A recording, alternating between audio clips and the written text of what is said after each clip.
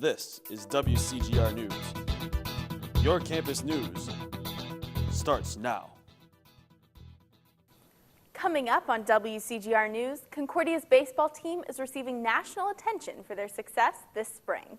And Spiritual Life's ministry to Chicago goes downtown to serve meals to the homeless. Also, we have a look at this past month's Admitted Students Visit Day. Thanks for joining us. I'm Emily Longman. And I'm Alex Pat. First on our newscast tonight, Concordia's baseball team has been receiving a lot of attention this spring for their accomplishments on the diamond.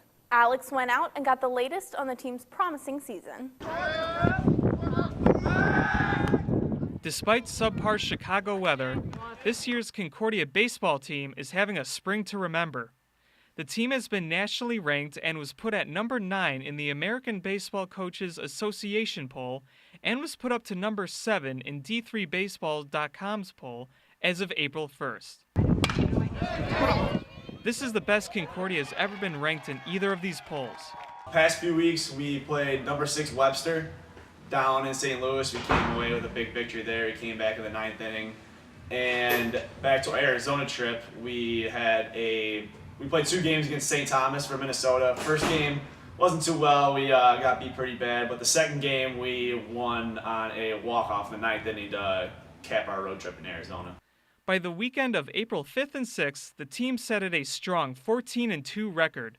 The team's winning ways have even been noted in Chicago Sun-Times writer John Krakowski's small college column back in the last week of March. Our coaching staff is best in the business, I think. Our head coach, Adam Smith, really knows how to have fun, but at the same time, he knows how to buckle down. We have a new pitching coach this year, Mike Stosky, who's come in here and transformed this pitching staff that was already a very good pitching staff in the past and has made us even better. And then we have Kyle Slechta, who does well with the hitters, and Sean Miller, who helps out the outfielders because he played last year and he's great out there and he's done a really good job with those guys out there too.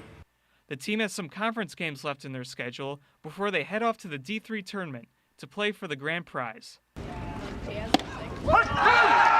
I'm Alex Pat, WCGR News. The team continues to rise in rankings, and as of April 8th, the Cougars went up to number 5 on D3Baseball.com and number 8 on the ABCA. On Friday, April 11th, the Latino Student Union hosted their second annual talent show. Our reporter, Samantha Bredesen, has more. We're here today at the second annual Latino Student Union Talent Show, where more than 12 artists took to this very stage to show off their craft. We had some singers, some dancers, comedy, which one my personality? Personality. Storytelling and poetry as well. The Cougar Den filled with people Friday night as the artists competed for first place and a chance to win $100. I think it was an amazing turnout. It was a lot of people. When I walked down, I was like, whoa, it is like a packed full house. So it's good to know that Concordia people would come out to an event to support everybody. Latino Student Union President DeAndre McLaurin says a change in venue was one major factor in this year's large turnout, as students now had the opportunity to grab a meal, hang out with friends, and watch the show. It was the biggest, as far as, not the food, it was just really the vibe. I didn't really like the vibe of OPRF. I felt like it was more of a conference. So that's why I chose to have it down here. There were also several opportunities for the audience to participate in the show. Hey, we got to get some people up here in the audience to do the nay-nay with me. McLaurin and the MC for the night, Gabriel Lozano, invited several people up to dance on stage to show off their moves. Dre knows I love to dance, so, called me up there so I can enjoy myself. So I hope the crowd enjoyed it too. At the end of the night, the top 4 performers received cash prizes for their efforts. Drum roll! Brendan! With Irish dancer Brendan Mullane receiving first for his spins and jumps on the dance floor. I think it's always a great time. It's fun to see everyone's talents and to see what we have to offer at Concordia. This is a tradition that will not soon be broken. McLaurin says that he plans on having another show sometime next spring.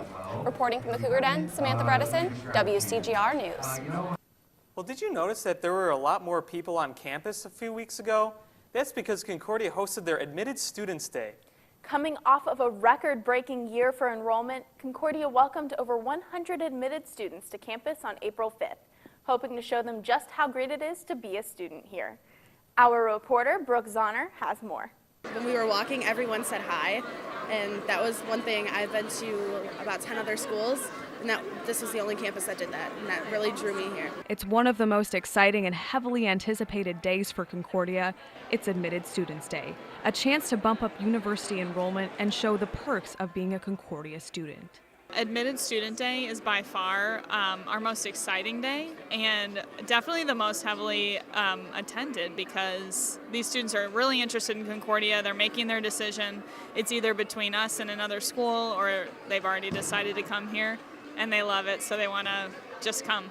More than 130 admitted students have attended the extracurricular fair today, where they can get a sense of what Concordia has to offer.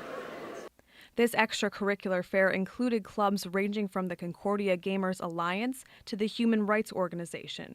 During the fair, students were able to learn about clubs that interested them, as well as meet the future class of 2018.